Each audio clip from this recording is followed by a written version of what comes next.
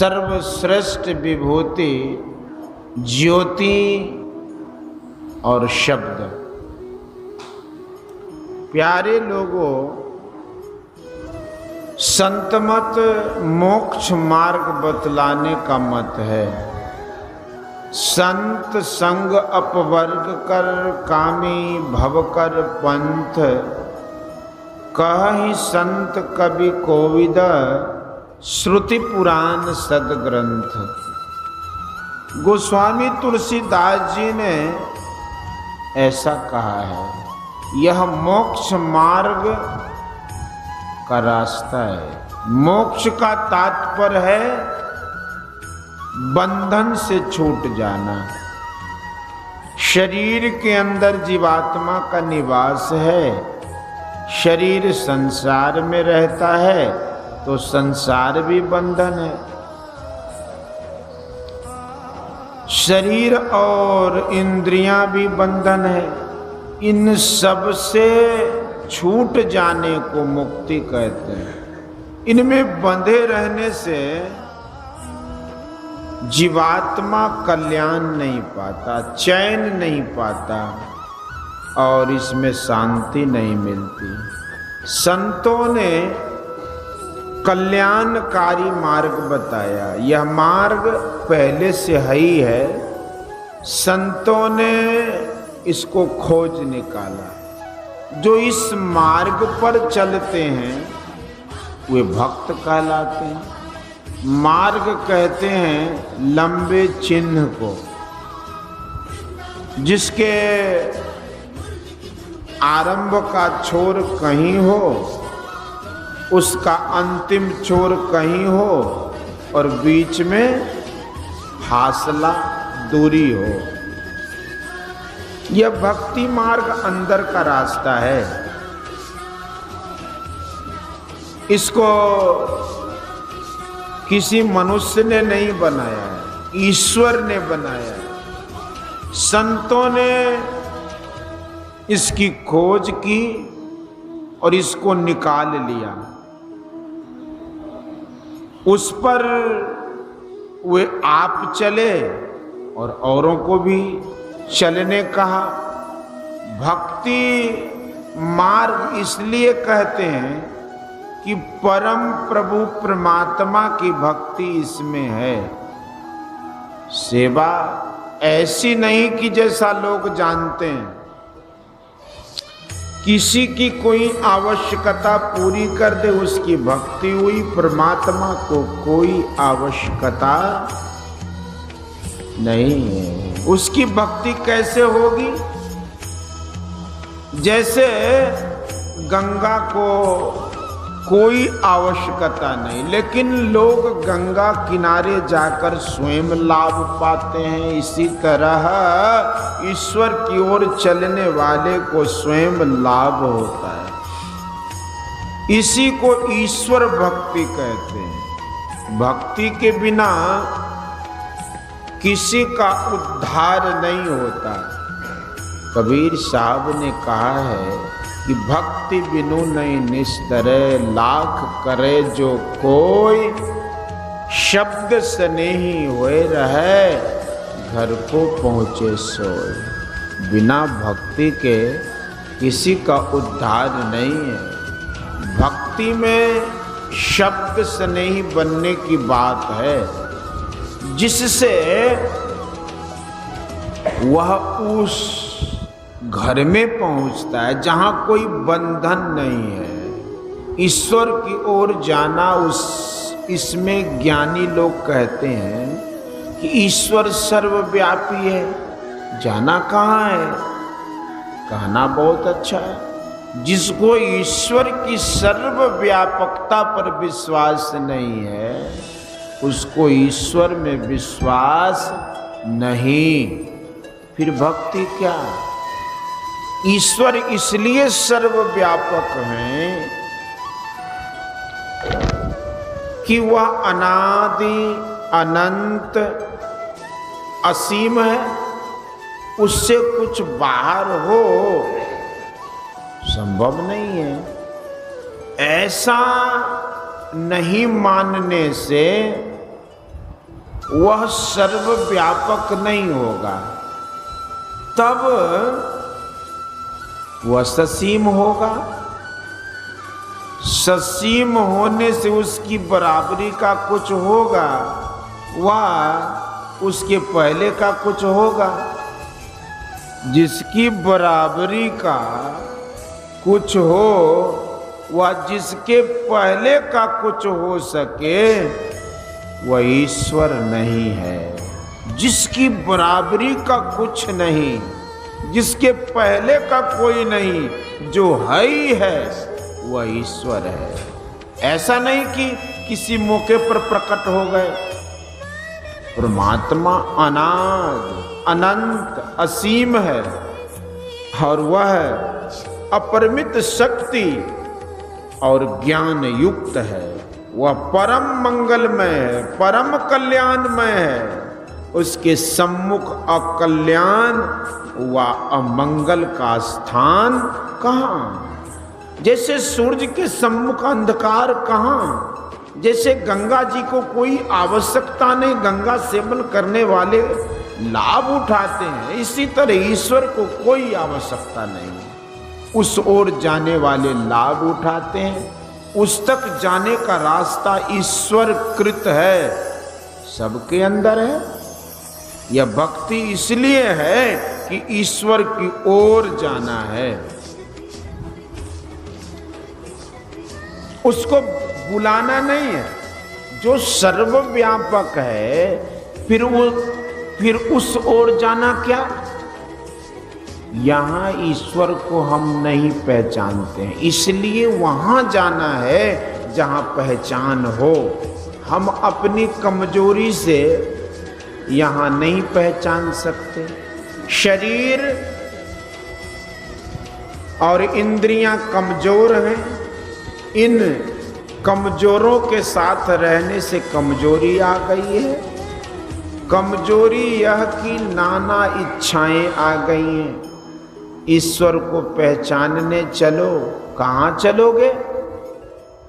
जहां अपने आप रहो और शरीर इंद्रिय नहीं रहे, जहां ऐसा होगा वहीं ईश्वर दर्शन होगा। ईश्वर का दर्शन शरीर के साथ रहने से, इंद्रियों के साथ रहने से नहीं होगा। शरीर इंद्रिय से छूटकर रहने पर ईश्वर दर्शन होता है। अपने को शरीर इंद्रिय से छुड़ाना है, वहां जाना है जहां शरीर इंद्रिय छूटे। जिस घर में कोई रहता है, उस घर को छोड़ने के लिए पहले घर के अंदर अंदर चलना होगा, फिर घर की सीमा से बाहर होना होगा। शरीर छोड़ने के लिए, शरीर से छूटने के लिए शरीर के अंदर अंदर चलना होगा। अंदर में ही इंद्रियों के घेरों को पार किया जाएगा। अपने शरीर में अपने को पहचाना जाएगा। परम योगियों भक्तों संतों के अतिरिक्त कोई अपने को अपने तय में नहीं पहचानता। जागने की अवस्था में जीवात्मा की बैठक जहां है, वहीं से रास्ता लगा हुआ है। यह रास्ता मनुष्यकृत व देवकृत नहीं, ईश्वरकृत है। जो इस रास्ते से चलता है ईश्वर को पाता है, क्योंकि अंदर ही अंदर इंद्रियों से और शरीरों से छूटना होता है। अपने तय की पहचान होती है। अपने को पहचानने पर ईश्वर को पहचानने में देर नहीं। दोनों की पहचान एक साथ होती है। यह भक्ति मार्ग है। पहले बाहर इंद्रिय का संग छोड़कर मन का संग रहेगा, फिर मन सहित चेतन आत्मा चलेगी और फिर केवल चेतन आत्मा। जैसे गंगा की हवा से पहले ही लाभ होता है, उसी तरह उस भक्त के वास्ते जो ईश्वर की ओर जाता है, सहारा मिलता है। वह है शब्द। बाहर में जो बातचीत होती है वह शब्द भी सहारा है, लेकिन अंदर चलने के लिए बाहर का शब्द सहारा नहीं। ईश्वर की ओर से सबके अंदर अंदर शब्द है, शब्द मिलता है, गोया आज्ञा मिलती है कि चले आओ। आज्ञा मिलने के कारण उस स्थान का नाम है आज्ञा चक्र। पिंड में 6 चक्र बताते हैं, पिंड में सबसे ऊपर आज्ञा चक्र है। आज्ञा चक्र में पहुंचे बिना, अवस्थित हुए बिना किसी को उधर के लिए आज्ञा नहीं मिलती। शब्द के बारे में मैंने तो यही समझ रखा है कि ईश्वर के लिए जितने चिन्ह और प्रतीक लोगों ने अपनाए हैं, उन सब में श्रेष्ठ शब्द है देव रूप, ईश्वर कोटि के देव रूप, महात्मा रूप इत्यादि बहुत से चिन्ह लोग लेते हैं ईश्वर की ओर अपने को फिराने के लिए। इसमें शब्द सबसे बढ़कर है। शब्द का छोर सारी सृष्टि में अटूट रूप से व्यापक है, लेकिन वह शब्द ऐसा नहीं कि आप कहें और मैं सुनूं, वह मैं कहूं आप सुने। वह वर्णात्मक नहीं, वह ध्वन्यात्मक है। उन ध्वनियों को मालूम करने की विधि संत लोग बतला गए। ईश्वर के लिए जितने भी प्रभावशाली चिन्ह लिए जाएं, शब्द से बढ़कर कोई नहीं है। संसार से शब्द को हटा लीजिए, कोई कारोबार नहीं चलेगा, बोलना लिखना बंद हो जाएगा। शब्द को मुंह से कहकर जाहिर करते हैं, वह लिखकर। बोलने के सभी संकेतों को बंद कर दीजिए, सभी काम खत्म हो जाएंगे। शब्द से हीन संसार रहने योग्य नहीं है। शब्द कंप में होता है और कंपन शब्द में होता है। यह संसार कंपन से बना है। कंपन को शब्द से और शब्द को कंपन से हटाया जाए नहीं हो सकता है।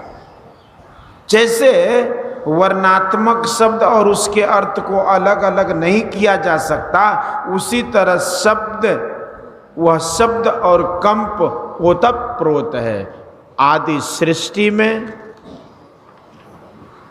पहले कंप हुआ, बिना कंप के शब्द नहीं हुआ। कंप कहो व शब्द कहो एक ही बात है। जिस पिंड के निर्माण के लिए जो कंप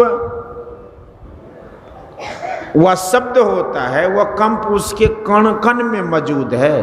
गंगा की ओर जाओ, जाते जाते गंगा की हवा मिलती है। उसी तरह ईश्वर की ओर जाओ, ईश्वर का सहारा सर्वत्र है, वह मिलेगा, किंतु लोग पकड़ नहीं सकते। यही बड़ाई शब्द की, जैसे चुंबक भाई अब बिना शब्द नहीं उबर, केता करे उपाय, कबीर साहब। जैसे चुंबक लोहे को अपने केंद्र में खींचता है, वैसे ही शब्द के पकड़ने वाले को शब्द अपने केंद्र में खींच लेता है।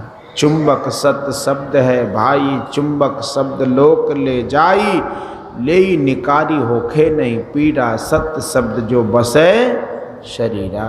दरिया साहब बिहारी। भक्ति में ईश्वर की ओर से जो सहारा है, शब्द उसको पकड़ना चाहिए। वह पकड़ा जाएगा आज्ञा चक्र में, वह नैनाकाश में है। ईश्वर की ओर से एक इशारा दिया गया है कि शब्द कब पकड़ सकते हो। यह आसमान ईश्वर की ओर से है, उसमें बिजली चमकती है, तब आवाज आती है। इससे ईश्वर बताते हैं कि देखो मेघ लगता है, बिजली चमकती है, तब ठनके की आवाज सुनाई पड़ती है। बिना बिजली चमके ठनके की आवाज न हुई न होने को है। तुम्हारे अंदर भी ज्योति है, बिजली है और आवाज है। पहले दर्जे में शब्द है, दूसरे दर्जे में ज्योति। शब्द उपासना कब करोगे? शब्द उपासना कब करोगे? जब ज्योति पकड़ोगे, और ज्योति तब पकड़ोगे जब बिंदु प्राप्त करोगे। बिंदुनाद महालिंगम शिव शक्ति निकेतनम देहम शिवालयं प्रोक्तम सिद्धिदं सर्वदेहिनाम। बिंदुनाद महालिंगम विष्णु लक्ष्मी निकेतनम देहं विष्णुवालयं प्रोक्तम सिद्धिदं सर्वदेहिनाम। योग सिखोपनिषद। विद्वान जानते हैं कि बिंदु मन से बनाया नहीं जा सकता, इसलिए उपनिषद कार ने परम बिंदु कहा। रेखा गणित के हिसाब के लिए जो बिंदु मानते हैं वह कितने बिंदुओं से भरा है ठिकाना नहीं।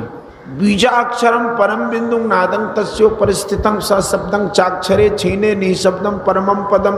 ध्यान बिंदु उपनिषद। एक ही श्लोक में सब कह दिया गया। कबीर साहब ने बिंदु को तिल कहा। जो कोई निर्गुण दर्शन पावे, प्रथमे सुरति जमावे, तिल पर मूल मंत्र गही लावे। गगन गराजे दामिनी दम के अनहद नाद बजावे। आपकी अभी बैठक आँख में है, स्वप्न में आप कंठ में होते हैं और गहरी नींद में हृदय में। ईश्वर की ओर जाने के लिए आँख से ऊपर जाएंगे, क्या सहारा मिलता है? तेजो बिंदु परम ध्यानम विश्वात्म हृदय संस्थितम। बिंदु को कोई मन से बनाने लगेगा नहीं होगा। बिंदु को कोई मन से बनाने लगेगा नहीं होगा। उसको कोई स्थूल दृष्टि से नहीं देख सकता, सूक्ष्म दृष्टि से देख सकता है। सूक्ष्म दृष्टि के बाद शब्द साधना करता है तो ईश्वर की ओर जाने की सड़क पर चढ़ जाता है। वो बाहर बाहर नहीं, अंदर अंदर चलने का रास्ता है। इस स्थूल शरीर की लंबाई चौड़ाई अधिक नहीं है, फिर भी जो कोई अपने अंदर वृत्ति को रखते हैं तो उनको पता चलता है। जैसा कि संत कबीर साहब ने कहा कि कबीर काया समुद्र है, अंत न पावे कोई, मृतक होके जो रहे मानिक लावे सोए। डॉक्टर लोग बरसों पढ़ते हैं लेकिन वे बिल्कुल अचूक हो गए ऐसा नहीं। यह तो स्थूल शरीर की बात है, सूक्ष्म और कारण के लिए तो कहना ही क्या है। जो अपनी वृत्तियों को अपने अंदर रखता है वह मृतक है, वही मानिक परखता है। यह अंदर अंदर जाने की बात है। जिस भक्ति में केवल बाहर ही बाहर दर्शन है, उससे जो मुक्ति मिलती है वह यथार्थ मुक्ति नहीं है। उससे जो स्वर्ग मिलता है उससे आवागमन का चक्र नहीं छूटता। किसी भी जड़ शरीर में रहना आवागमन का कारण है। जिसने शरीर और इंद्रियों से अपने को अलग किया उसने अपने को पाया, ईश्वर को पाया, मुक्ति पाई। इसके अतिरिक्त कितना हो कुछ दर्शन हो, पूर्ण कल्याण नहीं। इतिहास पुराण पढ़कर देख लीजिए। आवागमन से छूटने के लिए अंदर के रास्ते पर चलिए। मिट्टी पर रहने से मिट्टी मार्ग है, उसी तरह ज्योति में रहने में ज्योति का रास्ता है और शब्द में रहने से शब्द का रास्ता मिलता है। जैसे चिड़िया आकाश में उड़ती है वैसे ही आकाश में गमन होता है। यह विहंगम मार्ग ज्योति मार्ग है। फिर मीन मार्ग है, वह है शब्द मार्ग। इसी भक्ति का प्रचार इस सत्संग से होता है। कबीर साहब ने कहा था कि भक्ति सतो गुरानी। बाहर बाहर में जो भक्ति है वही भक्ति बस नहीं है। भीतर भी चलना होगा। बाहर के दर्शनों से संसार का लाभ होगा, लेकिन माया से छूट नहीं सकते। अंदर चलने पर जो दर्शन होगा वह माया नहीं, शरीर इंद्रिय से छूटकर जो अंदर दर्शन होगा वह स्वरूप का दर्शन होगा। ईश्वर की श्रेष्ठ विभूति ज्योति और शब्द है, इससे बढ़कर कोई विभूति नहीं है। विराट रूप का दर्शन अर्जुन को दिया गया। बड़ा तेजोमय रूप था, हजारों सूरज के समान उस रूप का तेज था, और उसी से उपदेश भी मिला, गोया प्रकाश और शब्द भी मिला। विराट रूप में भयंकरता और सुंदरता दोनों रूप का मेल था। अर्जुन भयंकर रूप से डरता था। उस विराट रूप में जो ज्योति निकाल लीजिए तो बिल्कुल अंधकार में हो जाएगा। उसमें सुंदरता असुंदरता कुछ नहीं रहेगी। विराट रूप का पहले दर्शन हुआ, तब उस आश्चर्यमय रूप से आवाज हुई, जिसको सुनकर अर्जुन को बिल्कुल भरोसा हो गया। बिना ज्योति के सुंदरता नहीं, और ज्योति हो शब्द नहीं, ऐसा नहीं। अंदर देखने के लिए दिव्य नेत्र चाहिए, सुनने के लिए अंतर्वृत्ति की दिव्य श्रवण शक्ति चाहिए। संतों ने इसका भेद बताया है, इसको जानना चाहिए। पंडितों का वेद और संतों का भेद प्रसिद्ध है। पंडित बड़े विद्वान होते हैं और सभी साधु संत उतने पढ़े लिखे नहीं, लेकिन ऐसा भेद जानते हैं कि वे सभी विद्या जानने लगते हैं। यदि विद्या भी हो और भेद भी हो जाए तो कितना अच्छा हो। दोनों रखिए। इस सत्संग से यह समझाया जाता है, कबीर साहब ने कहा है कि भक्ति बीज बिन से नहीं जो जुग जाए, अनंत ऊंच नीच घर जन्म ले तऊ संत को संत, भक्ति बीज पलटे नहीं। आए पड़े जो चोल कंचन जो बिष्ठा पड़े, घटे नता को मोल। भगवान श्री कृष्ण ने कहा है कि योग के आरंभ का नाश नहीं होगा, इसका स्वल्प अभ्यास भी महाभय से बचाता है, और इसका उल्टा परिणाम नहीं होता। लोगों को चाहिए कि भक्ति योग को जाने और करे, नहीं तो क्या लाभ। इसलिए जानो और करो तो कल्याण होगा। बोलिए श्री सद्गुरु महाराज की। यह प्रवचन बिहार राज्य अंतर्गत महर्षि में ही आश्रम कुप्पा घाट भागलपुर में दिनांक 8/1/1967 ईस्वी को साप्ताहिक सत्संग में हुआ था।